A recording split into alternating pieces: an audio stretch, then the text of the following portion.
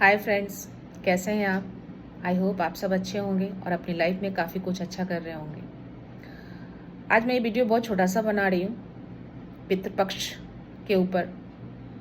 हम सब जानते हैं कि पितृपक्ष जब आता है तो हम दान पुण्य करते हैं, कुछ रिचुअल्स करते हैं। हमारे रिलीजन में कुछ रिचुअल्स हैं, जो कुछ परंपराएं हैं जो हम उसको अपनाते हैं और उस चीज़ को फॉलो करते हैं। ये जो पितृपक्ष है जो है 15-16 दिनों का, ये जो जब पूर्णिमा से स्टार्ट होता है और ये आने वाले अमावस्या के दिन ख़त्म हो जाएगा। तो हमें, अगर हम लोगों ने कर लिया, अगर आप लोगों ने कर लिया है तो बहुत अच्छी बात है। अगर कुछ लोगों ने नहीं किया है तो प्लीज़ आप कर लो। अमावस्या से पहले, अमावस्या तक भी आप कर सकते हो। तो सबसे पहले हम जानते हैं कि ये पितृपक्ष हम क्यों मनाते हैं। इसके पीछे एक छोटी सी स्टोरी है। जब महाभारत हो रहा था तो महाभारत युद्ध के टाइम पे जब कर्ण की मृत्यु होती है और कर्ण जब स्वर्गलोक जाते हैं तो उनको खाने में बहुत सारा आभूषण और सोना परोसा जाता है। और ये जो परोसा हुआ सोना और आभूषण है देखकर कर्ण को कुछ समझ में नहीं आता है। इतने में उधर से इंद्र भगवान आते हैं और जब वो आते हैं तो कर्ण उनसे पूछते हैं कि ये आभूषण और सोना मुझे क्यों परोसा गया है। तो इंद्र भगवान कहते हैं कि कर्ण, जब तुम पृथ्वी पर थे तो तुमने हमेशा आभूषण और सोने का ही दान किया है, तुमने अन्य दान कभी नहीं किया। तो कर्ण इन सब चीज़ों से अनजान थे कि उनको अपने पूर्वजों को, अपने एंसेस्टर को भोजन दान भी करना है।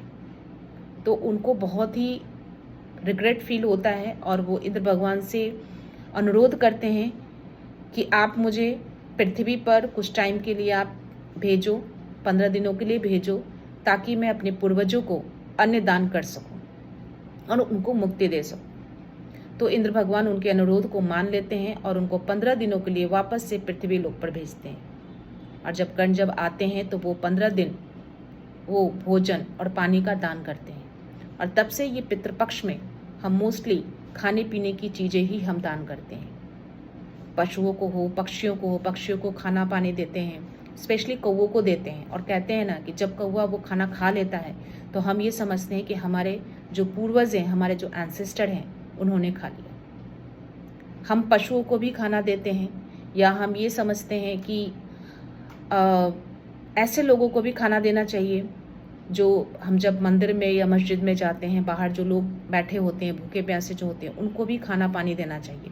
उनके थ्रू भी हमें नहीं पता होता है कि हमें, हमारे जो एंसेस्टर हैं, हमारे जो पूर्वज हैं, वो किस रूप में पृथ्वी पर आए हैं। वो पशु के रूप में भी हो सकते हैं, पक्षी के रूप में भी हो सकते हैं, वो उन इंसानों के रूप में भी हो सकते हैं जिनको खाने की ज़रूरत है, जिनको खाना पीना जिनके पास नहीं है और उनको चाहिए होता है। और अगर हम उनको खाना दे देते हैं, पानी दे देते हैं, तो वो तृप्त हो जाते हैं और उनकी आत्मा को शांति मिलती है और वो हमें बहुत सारे ब्लेसिंग्स देते हैं।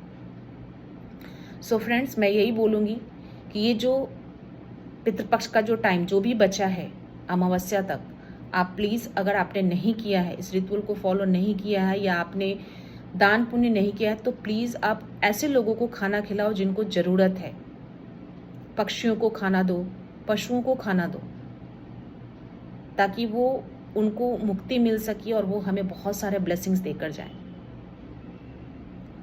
आज के जनरेशन जो होते हैं वो इन सब चीज़ों को नहीं मानते हैं, वो इन चीज़ों को नहीं समझते हैं। उनको ऐसा लगता है कि ऐसी कोई चीज़ें नहीं होती है, क्योंकि वो हमेशा एक टेक्नोलॉजी की दुनिया में रहते हैं। बट ऐसा होता है, हमें उनको भी बताना चाहिए। हमारे जो नए जनरेशन है, हमारा जो आने वाला जनरेशन है, उनको भी बताना चाहिए कि नहीं, ये होता है, हमारे पूर्वज होते हैं, हमारे एंसेस्टर होते हैं और हमें रिचुअल को फॉलो करना चाहिए। क्योंकि जब हमारा जन्म होता है तो हमारा जीवन चक्र शुरू हो जाता है उसी टाइम से, और हम उसी टाइम से एक परंपरा को फॉलो करना स्टार्ट कर देते हैं। वैसे ही जब कोई इंसान मरता है, उनकी मृत्यु होती है, जब वो अपने शरीर को छोड़ता है, तो वहाँ भी एक रिचुअल होता है, एक परंपरा शुरू हो जाती है। तो हमें उनके लिए, उनका कुछ ऋण रह जाता है, कुछ ऐसी चीज़ें जो मन में बोझ लेकर वो चले जाते हैं, या कुछ ऐसी चीज़ें वो चाहकर पूरा नहीं कर पाते हैं और वो इस दुनिया से चले जाते हैं। तो वो जो ऋण होता है वो हमें कैसे पूरा करेंगे वो, तो वो हमारे थ्रू वो पूरा करवाना चाहते हैं ताकि वो उससे मुक्ति पा सकें। तो हमें उस चीज़ों को समझना चाहिए और इस टाइम पे वो रिचुअल को करना चाहिए, चाहे वो आपका वो पिंडदान हो या भोजन दान हो या पानी दान हो, जो भी जितने भी सक्षम हो आप ऐसे लोगों को भोजन कराओ जिनको ज़रूरत है।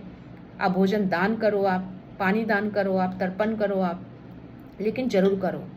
और एक और मोस्ट इम्पॉर्टेंट थिंग्स, एक उनके नाम का दिया आप घर के बाहर ज़रूर जलाओ, सरसों के तेल का दिया। कहते हैं ना कि वो पृथ्वी पर जब विचरते हैं और आपके घर के आसपास जब वो आते हैं और जब वो दिया जलते हुए देखते हैं ना, तो वो बहुत खुश होते हैं और हमें बहुत सारे ब्लेसिंग्स देकर जाते हैं।